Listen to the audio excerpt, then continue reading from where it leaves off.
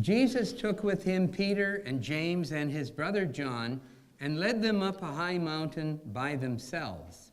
And he was transfigured before them, and his face shone like the sun, and his clothes became dazzling white. Suddenly there appeared to them Moses and Elijah talking with him. Then Peter said to Jesus, "Lord, it is good for us to be here. If you wish, I will make 3 dwellings here, one for you, one for Moses, and one for Elijah."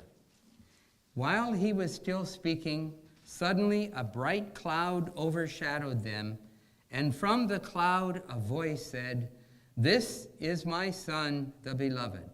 With him I am well pleased. Listen to him." When the disciples heard this, they fell to the ground and were overcome by fear. But Jesus came and touched them, saying, "Get up and do not be afraid." And when they looked up, they saw no one except Jesus himself alone. And as they were coming down the mountain, Jesus ordered them, "Tell no one about the vision until after the Son of Man has been raised from the dead." My sisters and brothers, this is the gospel of our Lord Jesus Christ. Praise to you, O Christ. Please be seated.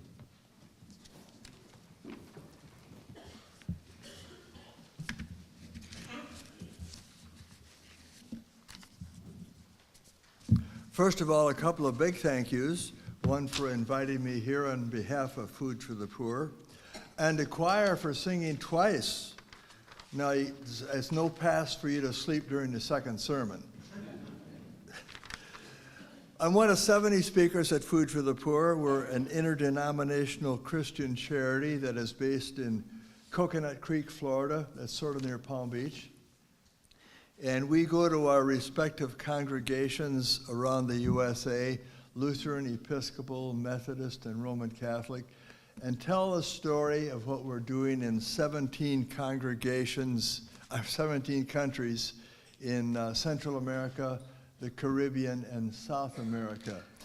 We've been doing this for 30 years and finding that it is working well.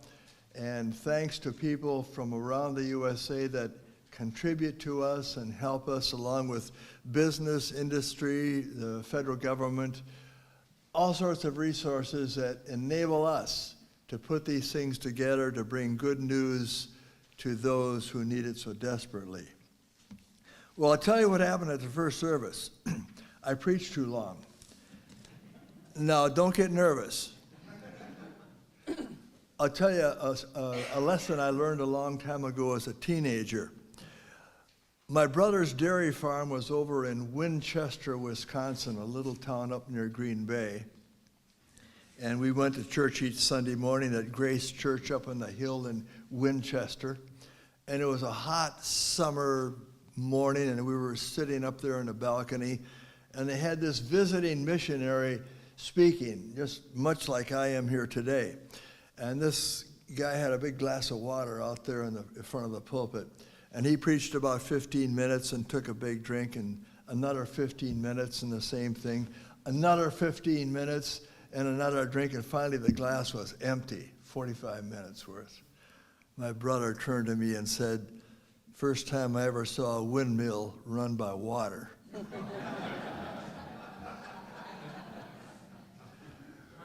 Well, I'll try to get it all done in about 20 minutes, and I'll try to stick to that.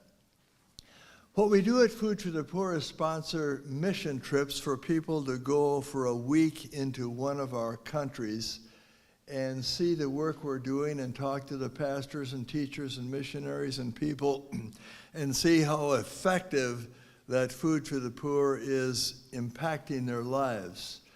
And doing it as sharing the gospel and saying, "This is our witness to you, and we're enabled to do this by the good people that give us the resources to do it." So let's travel. The most devastated country in the Western Hemisphere is Haiti. 2.5 years ago, they had a devastating earthquake that destroyed Port-au-Prince, a city of 1 million. It's on the southwestern side of Cuba, of Haiti facing Cuba. And it's a big island called Hispaniola, and the eastern two-thirds is the Dominican Republic, which gets the trade wind rains, but then the mountains divide the island, and Haiti gets scant rain, is a quarter desert. And added to that, over the years, the people have cut down 90% of the trees. So it's denuded. And when heavy rains come from hurricanes, there is soil loss, mudslides, devastation.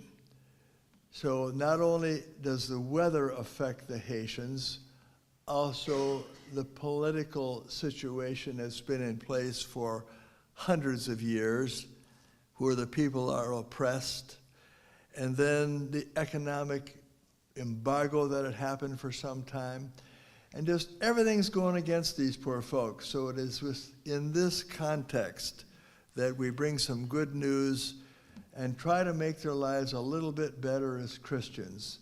And we found that after 30 years, it's gaining. We're making an impact, and we're staying with it. And we are blessed to do it thanks to people that help us. So let's go on a mission trip. We sponsor these in all of our countries, and you can find out about them on our website just by clicking on missions. You can go on one. It just lasts 1 week. It's built for working people so that they can leave on a Sunday and be back late on a Friday night.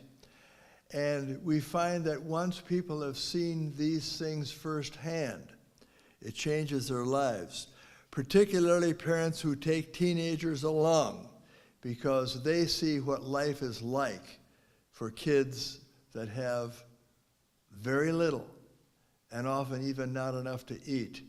And we'll look at that this morning. But at the same time, we're going to look at a lot of hope and love and good news and sharing that has enabled us to convey this to those people in those third world countries, the 17 that we work in, Central America, the Caribbean, and South America.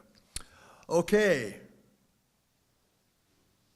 we're flying into Port-au-Prince, Haiti, about 2 hours southeast of Miami. Your American Airlines plane, and you and about 15 other people on a mission trip, glide down into Port-au-Prince, and the airport is a grungy-looking place. We get you through customs. We get you out into the field rather crudely, with you sitting on the back of a pickup truck holding onto a suitcase. And our driver can't go east from the airport on a nice 4-lane palm tree lighted superhighway, because that 3-mile stretch is reserved for the politicians between the airport and the palace. No, we got to go north through an area called Cité Soleil. It's the dump. And you observe, looking around as you're rumbling along through the dirt and sand and garbage at about 10 miles an hour, rats, flies, vultures with 6-foot wingspans, and hundreds of people scattered around the dump, picking through the garbage for whatever they can find. Some of them who have already found some food in the garbage to eat are now scavenging for materials to sell, glass or plastics or cardboard, and then pile it up and sell it at the end of the day for maybe $1 or $2. Or other people that are simply just out there trying to find whatever they can get that has been dumped from the 10% rich that live up in the hills behind walled compounds and have huge diesel generators so they don't have to depend upon the unreliable municipal electric source. And at the edge of the dump, since Port-au-Prince went down with an earthquake and destroyed all the businesses, they've relocated to the edge of the dump and set up little tent tarp shelters to sell their goods. And since electric is unreliable, a man's meat market there had his meat spoiling, so he decided this might as well give it away. And all the kids ran up to him and were lined up getting plates of meat, except a little 10 or 11-year-old looked puzzled because he didn't quite understand this. And the butcher said, "Here, it's free, take it with you." And the boy said, "Well, I don't know, because in my house, this isn't my day to eat."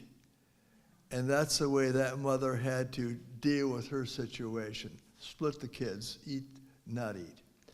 Well, getting past there, our Haitian drivers that are driving our 3 beat-up pickup trucks, with you jogging along in the back, will finally come to some semblance of a road. It's really crackly blacktop with potholes, and they have to drive around them, drive around the junk cars, drive past anything else that's in the way.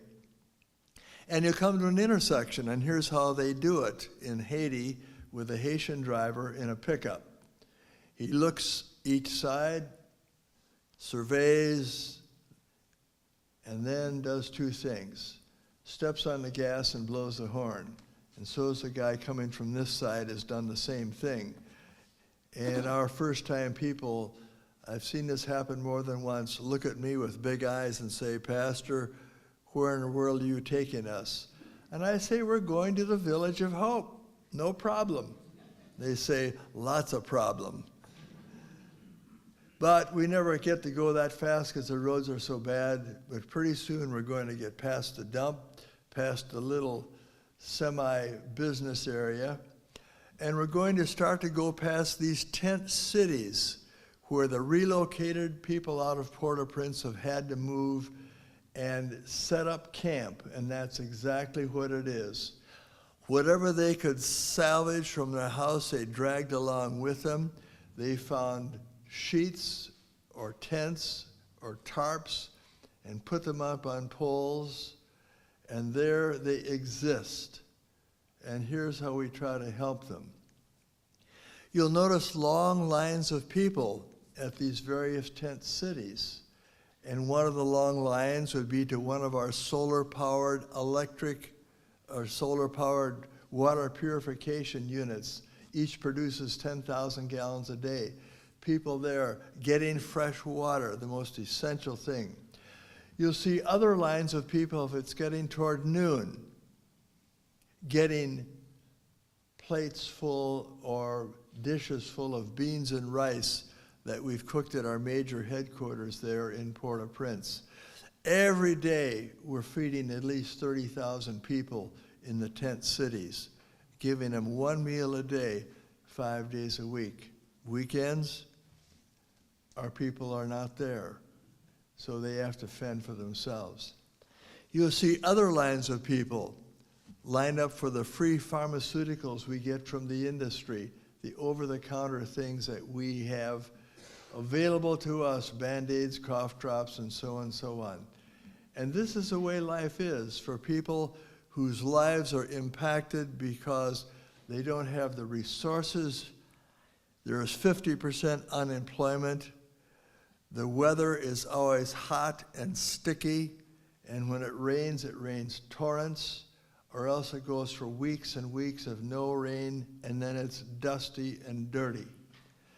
And when it rains torrents, those people living in the tent cities, over under the tarps, a mother will have to spend all night standing if she has a little child, because the kids normally sleep on the ground, and a little baby or a little child would be perilous sleeping there in the mud going by. And for these people, we're building houses, our little 12 by 12 foot houses. 300 a month we've been building them for years in order to give people a decent place to live, a place in a house, 12 by 12, but yet a safe place where they can lock the door and keep out the rats and be safe. Life is better because some people here cared enough to enable us to make life better there. Well, listen to these words from the Old Testament lesson from the book of Exodus. And Moses entered the cloud and went up the mountain and was on the mountain 40 days and nights. Moses saw the glory of the Lord. And the people we work with have never seen any kind of glory. They've seen very little good. But now at last, thanks to Food for the Poor and other charities like us that come to them and say, we want to help you make your life a little bit better. And we're going to do this by enabling you one day to take care of yourselves. And that's our major focus of our charity, is not to be feeding people forever, but to allow them to be able to feed themselves. And I'll give you some examples of how we do this. We teach people how to raise fish and dig the tilapia ponds for them to do it. Changes the whole village because now they have fish to eat, fish to sell.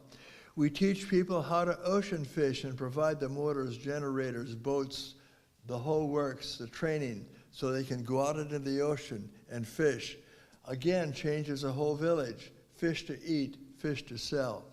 We provide people with basic things they can use on a small plot of land, goats or pigs or chickens or raise worms or have bees or whatever it is that works in that country for the amount of land these people might have available to use.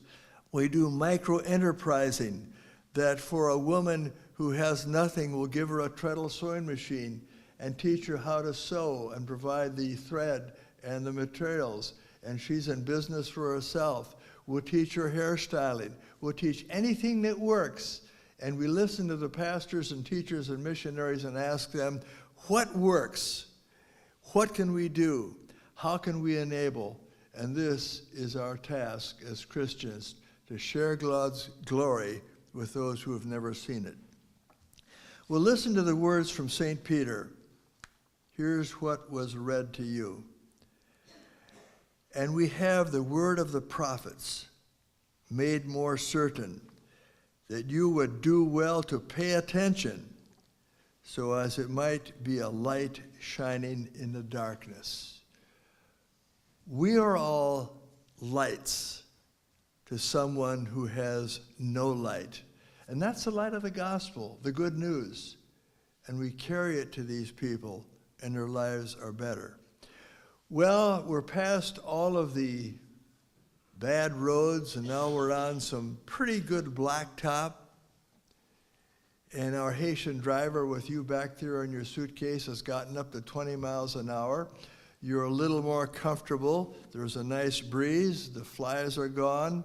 And you're looking around at Haiti, to the mountains, to the north and to the south. But the mountains are denuded. Only 10% of the trees left. But among that 10%, you'll see green splotches here and there. Part of what Food for the Poor has done over the couple of past years, planting 100,000 fruit trees, guava or mango or citrus, through the kids in the schools, teaching them how to propagate, how to plant, how to take care of them, how to fertilize, knowing one day that there will be something there that they will have, and they don't cut them down because they know enough that if something is good, they will help it grow. You look on the other side of the road and you'll see a farmer working his field, not with a tractor, just with a hoe, maybe a half acre at the most. But there he is planting those seeds that we've provided that are drought resistant, using the fertilizers that won't burn in the hot sun. And there that man is trying to raise a crop for his family, praying for some rain. You'll see another man walking along the side of the road carrying a big machete, and he's leading an oxen with a two-wheel cart, and it's filled to the top with sugar cane that he spent the day cutting, hauling it to market. And that's his work, and that's his farming trade. Well, pretty soon we're going to get to that place called the Village of Hope. And we're almost to the Dominican Republic border. And our driver will take a right turn and go up a long sandy driveway. And as you look way up that mountain, denuded hills around with a few splotches of green fruit trees.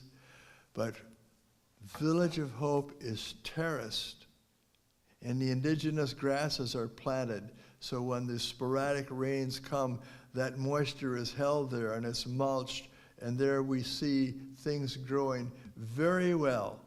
Fruits and vegetables and trees and grasses. And people come and look at that and say, we can do that. And they go back home, and farming is better, and their crops are better. It's 7 in the morning now, and the big gates of the school at Village of Hope are ready for the almost 800 kids that come pouring in there. First on the agenda, beans and rice. And then after prayers, they go to the classrooms where our teachers in that setting teach them very simply. On the board goes the math, the history, the English.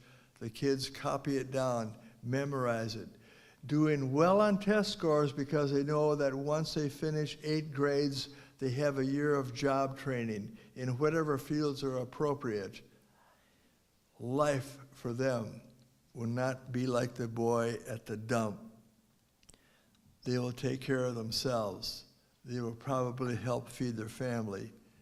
And now they are living a Christian life because they have been taught by Christian teachers. School's done. The week has passed. But each night before they go home from school, they get beans and rice. Sundays, they bring back their folks for music and worship and Sunday school and everything, and it's a grand day, but without beans and rice. But when they came into the chapel, which is open, kind of a pavilion, on top of the McDonald's cup full of water is a piece of bread with peanut butter. Sometimes jelly, too, if we have it. But I've seen those kids teary-eyed because their last meal was Friday at school. And Haitian mothers, like the dump boy's mother, nothing to feed her kids, will go and get mud or clay and put it in a bucket with bouillon or sugar or oil and mix it all up and then set it out in the sun to dry in little cakes and feed their kids mud cookies. Little wonder the average age of death in Haiti when I started 14 years ago was 54, and now it's 53. Well, these are the things that we face, but also the things that we share and that we rejoice in because we see people's lives that have been impacted with the glory of God and the good news of the gospel. Well, let's finish up in a rather short time. If you would please take this out of your bulletin. It's our way of providing you with a summary of what we do. If you'll turn it to the side that has a return address on it that says Business Reply Mail, you will see some facts and figures about Food for the Poor, and particularly the map in the middle that shows the 17 countries that we work in. We do this a year around, and we send mission trips to about a half a dozen of those countries. And should you decide to go on a mission trip, it'll be the greatest trip you've ever taken in your life. You'll be gone just 1 week. If you turn it over to the other side, you will see American dollars given in various amounts. And Food for the Poor is able to promise you that of all the goods we receive and dollars we receive, put together, we only use about 4.5% for our expenses. It's the lowest of any charity in the country, and we stick to it. If you go more to the right, there's a little white box that says, Become an Angel of the Poor. You can do this for as little as $5 a month on your credit card or out of your bank. You really won't miss it. but we can do so much with that, and we can buy a whole lot of rice and a whole lot of beans in order to feed people who need it so desperately. A place for your prayers, because we are a prayer-centered charity, and our people have prayer time every morning, and wherever they are, and here or Haiti or Jamaica, wherever we have staff. A place for your name. We'd like to send you some good information. And finally, if this morning you're able to make a donation and put it there in the envelope, please hand it to me at the door, because I would like to thank you personally. So that's who we are, a people that wants to share the good news, and we have been blessed to do it, thanks to good folks like you that help make it possible for us to do it. Amen.